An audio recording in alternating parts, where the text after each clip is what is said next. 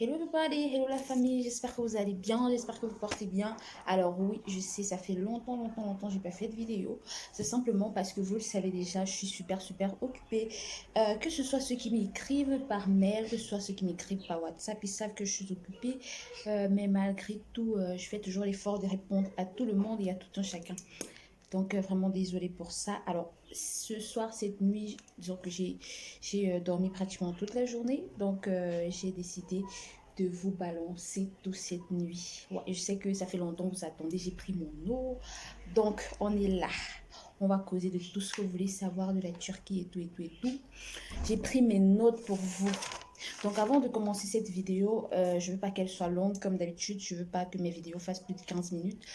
Je tiens déjà à vous remercier, vous, toutes ces personnes-là qui me contactaient, vous qui m'accordez votre confiance, que ce soit en commandant à distance, que ce soit en commandant à distance, que ce soit en commandant, en vous déplaçant et en demandant mes services ici. Vraiment, merci de la confiance. Je pense à Tata Soleil qui m'a fait confiance comme ça et puis qui travaille des moments difficiles. Vraiment, je ne t'oublie pas. Je vais te contacter demain, s'il plaît à Dieu. Je pense à toi, comment tu t'appelles déjà? Ma grande Leila, je pense à toi, toi qui commandes depuis le Sénégal. Merci de me faire confiance. Je pense à vous qui vous déplacez, à ma tata qui est venue récemment et qui ne souhaite pas que son nom soit cité. Voilà. Merci à vous. Je pense à Malika aussi qui m'a accordé sa confiance récemment en venant à Istanbul et que j'ai accompagné. Merci. Ça me fait vraiment plaisir parce que je sais à quel point c'est pas facile d'accorder sa confiance, mais vraiment vous me l'avez accordé. C'est ce qui permet en fait que je puisse vous aider. Donc là, on peut dire en gros que vous m'aidez à vous aider et ça me fait super plaisir. Donc merci. Et pour tous ceux dont j'ai pas cité les noms, je vous dis merci, notamment mes clientes du Cameroun, du Nigeria, du Sénégal. Du Congo-Brazzaville. Merci. Je ne vais pas me mettre à citer tout le monde, sinon la vidéo sera super longue. Mais en tout cas, merci de me faire confiance. Donc, aujourd'hui, j'ai décidé de faire quelques petites vidéos. J'espère que j'en aurai la force. J'espère que le sommeil ne va pas revenir comme ça, frapper à ma porte. Alors, comme vous avez déjà dû le voir, cette vidéo, si c'est ce qu'il faut savoir quand on se déplace pour la Turquie. Alors, ce qui se passe, c'est quoi là, pour la petite histoire? J'ai reçu, en fait, cette semaine, j'étais censée recevoir une personne, un client que je devais accompagner pour ses achats et tout. Sauf que oui, je l'ai reçue, ça s'est bien passé, grâce à Dieu. J'espère qu'elle était satisfaite, je crois qu'elle était satisfaite. Enfin, elle le dira peut-être plus tard, mais j'espère que vraiment elle était satisfaite du service. Et pendant que je la recevais, il y a une cliente de dernière minute qui avait annulé mes services à la dernière minute, étant déjà à Istanbul, disant qu'elle avait trouvé mieux et dont je vais taire le nom. Qui à la fin s'est retrouvée dans des embrouilles avec des personnes qui lui ont proposé, ces personnes-là qui lui ont proposé des services et à qui elle a fait confiance. Ce qui fait qu'à la fin, elle s'est retournée vers moi quand elle était bloquée, quand elle était coincée, quand ça s'est mal passé. Je suis ravie quand même d'avoir pu lui apporter mon aide malgré tout. Voilà. Donc, et c'est par rapport à toutes ces deux expériences différentes que j'ai vécues, que j'ai relevées, en fait, tout ce qu'il faut savoir quand vous vous déplacez pour la Turquie. D'accord? Donc, j'ai noté 10 règles essentielles à mettre en pratique quand vous venez en Turquie parce que vous savez, les pays touristiques, c'est pas comme nos pays, c'est pas comme un simple pays où tu viens juste, je sais pas, tu pas te reposer en vacances. Non, les pays touristiques sont très dangereux et ce sont des pays qui comportent le plus grand nombre en fait d'agressions et de trucs dans le genre. Donc j'ai noté 10 règles pour vous. J'ai vraiment pris la peine de noter pour ne pas les oublier, que je vais vous lister. Donc si vous êtes déjà assis, prenez juste un stylo pour noter parce que c'est sérieux. Donc la première règle, la règle numéro un, je vais pas déjà Ouais, la règle numéro 0, en fait, c'est abonnez-vous à ma chaîne, likez, partagez. Et voilà, n'hésitez pas à me laisser des pouces en l'air, beaucoup de pouces en l'air. Et on passe à la règle numéro 1 des 10 règles à savoir quand on est en Turquie. Alors, règle numéro 1, être méfiant. Être méfiant, pourquoi? Premièrement, vous n'êtes pas dans votre pays, vous ne connaissez pas des gens. Alors, je veux bien que vous veniez en Turquie seul, que vous ne vouliez pas vous faire accompagner, que vous ne vouliez pas payer des services des personnes qui maîtrisent la ville et tout. Et je veux même encore que vous ne fassiez pas confiance à ces personnes-là, mais soyez méfiants envers tout le monde, en fait. D'accord, ça c'est la règle numéro un. Peu importe que vous êtes accompagné ou non, soyez méfiants. Ne faites confiance qu'en vous-même et à Dieu. Donc, voilà la première règle, c'est soyez méfiants. La deuxième règle, c'est apprenez à lire un GPS. Vraiment, vraiment, apprenez à lire un GPS. Ça, c'est vraiment quelque chose d'assez lourd. J'ai remarqué très peu de clients que j'ai déjà reçus ici savent lire un GPS. Et pourtant, c'est quelque chose qui vous évite les ennuis parce que quand vous savez lire votre GPS, vous évitez de demander à n'importe qui votre direction. Et en évitant de demander à n'importe qui votre direction, vous évitez d'attirer l'attention. Et quand vous évitez d'attirer l'attention, vous évitez qu'on se rende compte que vous n'êtes pas du milieu. D'accord, donc vraiment, vraiment, vraiment, apprenez à lire le GPS. J'aurais aimé vous faire une vidéo sur comment lire le GPS, mais il se trouve que mon niveau de, comment dire, mon langage informatique est assez bas. C'est-à-dire, même si moi je sais utiliser un GPS, je ne saurais pas utiliser les termes techniques qu'il faut pour vous aider à comprendre. Donc, essayez quand même, je pense qu'il y a des applications pour vous apprendre à lire un GPS. Voilà, donc deuxième règle, apprenez à lire un GPS. Alors, troisième règle, pour nous qui faisons les achats, pour nous qui venons pour faire des achats, je ne parle pas de ces personnes-là qui viennent pour passer du bon temps, qui viennent pour des vacances. Et même pour elles, en fait, ça vaut pour tout le monde. Oubliez les grands sacs. Oubliez les grands sacs à main, les grands sacs à dos. Oubliez ça. Et lorsque vous voulez sortir pour faire vos courses, munissez-vous d'un petit sac bandoulière. Oh, le mien, il est très loin, je ne peux pas le prendre. Munissez-vous d'un petit sac bandoulière. Pourquoi? Parce que par exemple, Istanbul, c'est une ville touristique, donc elle est bondée d'agresseurs, elle est bondée de pickpockets, elle est bondée de soutireurs, elle est bondée de personnes malfaisantes, en fait. D'accord? Contrôler un petit sac, c'est plus facile que de contrôler un grand sac. Parce que le grand sac, il pend de partout. Donc, si vous arrivez à contrôler le côté qui a la fermeture, mais on va vous le déchirer, on va vous couper avec la lame et on va retirer ce qu'on veut retirer. Par contre, si vous avez votre petit sac bandoulière qui pend sur votre ventre, c'est difficile pour quelqu'un, même s'il est professionnel, c'est difficile pour lui de vraiment réussir à vous l'enlever parce que quand il tombe, vous savez. Pareil, il y a un truc qui se passe récemment, c'est que les dames, les touristes se font arracher pendant qu'elles portent leur sac comme ça. Des gens passent sur la moto et arrachent. Donc, évitez vraiment, mais vraiment d'emporter des gros sacs. Quand vous sortez pour vos achats, quand vous sortez pour vos balades, adoptez les petites bandoulières. C'est plus pratique. Je ne dis pas que c'est fiable à 100%, mais ce que je dis, c'est plus facile à gérer qu'un gros sac. OK? Alors, règle numéro 4, évitez de se faire aider par des inconnus. Ouais. Si vous vous retrouvez à Istanbul, par exemple, ma ville, et que vous êtes perdu, de grâce, faites le tour du point où vous êtes placé et cherchez-moi un agent de police, cherchez un agent de sécurité. Évitez, mais vraiment évitez de demander de l'aide à des inconnus. Je vous explique pourquoi. Parce que, en général, les pickpockets, les voleurs, les bandits, les agresseurs, ils repèrent très facilement. Je ne sais pas comment ils font. Mais je pense que c'est à partir de la gestuelle. Ils savent que toi, tu n'es pas de la ville. Ils savent que toi, tu es touriste. Ils savent que toi, tu es là pour faire des achats. Bref, ils savent que tu n'es pas du coin. D'accord? Donc, quand ils savent que tu n'es pas du coin et qu'en plus, ils te voient demander un renseignement à quelqu'un, bah, il se dit, bah voilà, j'ai trouvé ma proie. D'accord? Par contre, s'il te voit te renseigner chez un agent de sécurité ou chez la police, quand il te voit parler en fait à la police, il prend d'abord peur parce qu'il se dit, oh mon Dieu, mais qu'est-ce qu'elle peut bien demander à la police? Il y a ça. Le simple fait de s'adresser à la police, en fait, ça les éloigne, ne serait-ce que, je ne sais pas, de vos 5,50 m, ça les éloigne. Ça veut dire que s'ils étaient déjà prêts à bondir sur vous juste après que vous causiez à l'inconnu, on va dire quoi? On va dire qu'ils se rétractent. Parce qu'ils peuvent se dire que, ouais, celle-là, elle a dû nous repérer et elle est en train de nous signaler à la police. Donc, évitez vraiment de demander de l'aide à des inconnus parce que c'est vous mettre à découvert. Quand vous faites ça, ils savent que non, cette personne-ci est perdue et ils savent qu'on doit la suivre et on aura ce qu'on voudra. D'accord? Donc, de préférence, la règle numéro 5, demandez des renseignements aux agents de sécurité et aux agents de police. C'est ce qu'il y a de mieux. Si vous ne savez pas utiliser votre GPS, demandez aux agents de sécurité, demandez à la police. Mais moi, franchement, s'il fallait vous conseiller, si c'est votre première fois de mettre vos pieds à Istanbul, faites-vous accompagner. Il vaut mieux dépenser, je ne sais pas moi, 300 euros pour payer la personne qui va vous accompagner que de tout perdre à la fin. D'accord? Que de tout perdre parce que vous serez agressé, vous perdrez vos papiers, votre carte bancaire, votre téléphone, vous perdrez tout en fait.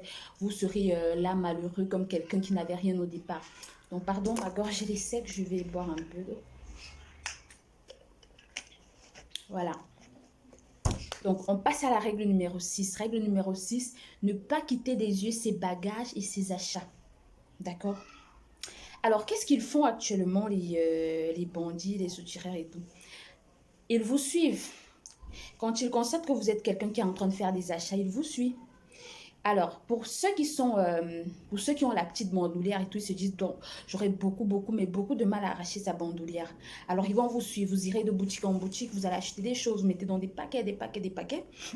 Et quand le paquet il est plein, vous arrivez à la prochaine boutique, tellement vous êtes chargé, vous avez les bras chargés et tout, vous dites, bah, je pose ça, je choisis ce que j'ai à prendre et puis on me fait la facture et puis je viens mettre ça dans le sac. Qu'est-ce qui se passe? Quand vous posez vos affaires, disons que vous avez des grands plastiques, vous avez vos bagages plein les mains, vous les posez, vous choisissez par exemple dans la boutique une chaussure. Le temps que vous quittiez l'endroit, vous avez le petit, c'est-à-dire c'est une histoire de minutes, de secondes même on peut dire. Vous quittez votre bagage que vous avez déposé, vous choisissez une chaussure, le temps de vous placer devant le vendeur pour régler.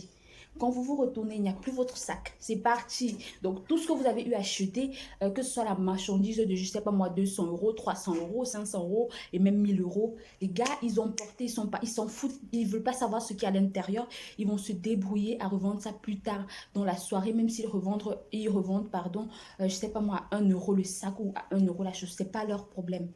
D'accord? Donc, ne quittez sous aucun prétexte vos bagages. Gardez vos bagages sous vos yeux, gardez vos bagages sous votre contrôle. C'est vrai que dans les boutiques, il y a des caméras, mais laissez-moi vous dire que ces gars-là, ils sont tellement près que même si vous voyez leur visage en caméra, vous avez genre euh, un millième de chance de revoir leur visage. Parce que quand ils font un coup là, ils s'arrangent à ne plus revenir dans les parages. D'accord? Donc, c'est ça. Alors, on passe à la règle numéro 7. La règle numéro 7, c'est toujours repérer les hôpitaux, les postes de police, mais surtout, surtout, surtout le consulat. Quand vous arrivez dans une ville inconnue, quand vous arrivez dans un pays inconnu, la première règle, c'est de savoir où se trouve votre consulat. Pourquoi? Parce que si ça capote, c'est le seul endroit où vous pouvez courir et être protégé. D'accord? Repérez toujours où se trouve votre consulat avant toute chose. Même si vous retenez juste le nom du quartier, vous saurez que si ça se passe mal, vous courez au consulat et sachant que le consulat, c'est la terre de chez vous, sachant que ayant pu passer la barrière, vous êtes chez vous. Donc, repérez toujours où se trouve le consulat parce qu'en cas de perte de papier, en cas de perte de carte d'identité, de vos documents, de votre passeport, au cas où vous faites soutirer, vous aurez besoin de vous y rendre pour le signaler et pour qu'on vous fasse un laissez-passer qui vous permettra, voilà, justement de rentrer chez vous, de monter dans l'avion parce qu'il vous faudra un truc pour passer les contrôles au niveau de l'aéroport. D'accord? Donc, c'est la règle numéro 7. Repérer les hôpitaux, les postes de police, mais surtout les consulats. D'accord? La règle numéro 8. Alors, sachez que si vous savez que vous êtes touriste dans une ville, tous ceux qui vous regardent le savent aussi. Ils n'ont pas besoin de, je sais pas moi, de 10 minutes pour voir que vous êtes touriste. Ils le savent. À votre accoutrement, à votre regard, à votre gestuelle, ils le savent. Donc, soyez discret.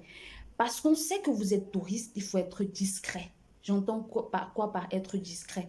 Alors, nous, par exemple, nous les Africains, on a tendance, peut-être quand on vient à Istanbul, moi j'ai remarqué ça, on a tendance à mettre la chaussure qui nous a coûté le plus cher, la tenue qui nous a coûté la plus cher. Mais en fait, ce sont des erreurs à ne pas commettre. Moi, par exemple, quand je vais faire mes courses, les courses de mes clients, et je m'habille, c'est à peine si je mets des sandales, je vous assure. Je mets ma grosse tunique là comme une maman du village et je mets ma sandale. Pourquoi? Parce que ça me protège en fait. Et de quoi ça me protège? Ça me protège des soutireurs et des agresseurs. Parce que quand ils voient mon accoutrement négligé, Ils voient mon accoutrement négligé à côté de quelqu'un qui porte un sac à main Gucci, dernière génération, je ne sais pas trop quoi. Vous voyez que moi, ils ne prêteront pas attention à moi, hein. Non. Ils passeront pour poursuivre la personne justement qui porte des vêtements chics, qui porte... C'est un peu ça. Donc, ça ne sert vraiment à rien de vous mettre sur votre 31 parce que vous voulez attirer le regard. C'est vrai. C'est bien beau tout ça, mais pensez d'abord à votre sécurité. Moi, si quelqu'un qui me connaît me rencontre en plein dans mes courses, mais il va me dire, mais ma chérie, tu sors du champ ou bien tu sors d'où tu sors, je ne te reconnais pas. Et oui, et c'est ce qui s'est passé il y a 2 jours. J'ai ma camarade de classe qui ne m'a pas reconnue. C'est moi qui l'ai reconnue et qui l'ai interpellée. Elle dit, bah waouh. Ah ben ça, on m'aurait dit que c'est toi, je n'aurais pas cru. Je lui dis, bah ouais. Parce que je joue sur ma sécurité. Si je me fais voler, je sais pas moi, l'argent des marchandises des clients, le client, il voudra rien entendre, hein. Donc, c'est un peu ça. Alors, assez papoté, on passe à la règle numéro... Alors, on passe à la règle numéro 9. Règle numéro 9, c'est pour ceux... Bon, c'est pas pour ceux... Pratiquement tout le monde, quand ils viennent dans une ville étrangère, utilise les transports en commun. Alors, quand vous êtes dans un transport en commun, évitez la bousculade. Vraiment. Évitez de vous faire coller, évitez de vous faire serrer, évitez de vous faire... Si vous sentez que vous êtes trop serré, qu'il y a trop de monde et que vous êtes trop serré, bah, cherchez à dégager de là. C'est pas bon d'être serré quand vous venez faire vos achats. C'est pas bon parce qu'ils vont vous soutirer sans que vous vous en rendiez compte. D'accord? Évitez d'être trop serré, trop collé par des gens. Il vaut mieux même, quand vous vous sentez serré, de descendre à la prochaine station et d'attendre le prochain, par exemple, le prochain métro, le prochain bus ou le prochain tramway qui arrive, que de se faire soutirer parce qu'on se dit que on est dans le tramway, le métro qui a trop de monde. Vraiment, vraiment, évitez ça, évitez d'être trop serré. Si vous sentez trop serré que vous ne pouvez pas et que vous ne pouvez pas descendre tout de suite, décalez. Battez-vous à décaler, quittez où vous sentez serré, décalez. Trouvez un moyen, mais en tout cas, ne restez pas là. D'accord? Évitez vraiment parce que ce sont des situations où on vous soutire. Et généralement, c'est fait exprès. D'accord? C'est un ensemble de 4, 5 individus qui décident de créer un embouteillage qui n'a pas de nom juste pour vous soutirer. Alors, on passe à la règle numéro 10. Pour la règle numéro 10, prévoyez toujours un plan B. Prévoyez toujours un plan B. Au cas où ça se passe mal, prévoyez toujours un plan B. Ça veut dire quoi? Ça veut dire que si vous arrivez à Istanbul et que c'est votre première fois, vous voulez faire tout comme un grand. Moi, je conseille toujours aux gens de se faire accompagner quand c'est la première fois. Il vaut mieux se faire accompagner la première fois et de capter la nature, de capter l'environnement, comment ça se passe et tout, que de venir seul la première fois et jouer les grands parce que tu ne veux pas payer la personne qui va t'accompagner et puis tout perdre, d'accord? Donc, comme je dis, prévoyez toujours un plan B. Quand je dis prévoyez un plan B, c'est quoi? Par exemple, si vous êtes à Istanbul, ayez quelqu'un toujours de confiance que vous pouvez appeler, même si ce n'est pas quelqu'un de confiance, ayez quelqu'un sous la main, ayez le numéro de quelqu'un que vous pouvez contacter au cas où vous avez un problème et que cette personne puisse vous dire, voilà, adressez-vous à tel enseignement, adressez-vous à tel institut, adressez-vous à tel qui pourra vous aider. Ayez toujours ça à l'esprit. Ne venez jamais en Turquie comme si vous venez...